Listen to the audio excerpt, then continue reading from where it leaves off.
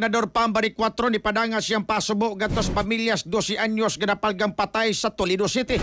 Report si Katropang Cristel Joy Felerka. Live report.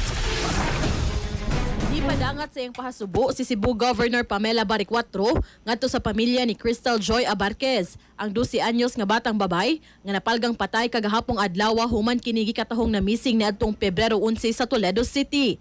Matod ni Baricuatro nga di sayon para sa usa ka ginikanan ang mawad-an og anak. I don't know.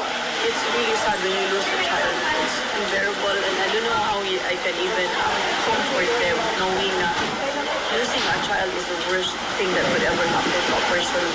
Lisod kaayo. Dugang pa niya nga gikasubo niya ang mong insidente ilabi na nga kagahapong adlaw lang, nagmeeting sila kauban ang Provincial Council for the Protection of Children ug karong adlaw na balitaan niya ang nahitabo sa 12 anyos. Sigon pa niya nga iyang paimbestigahan ang maong insidente.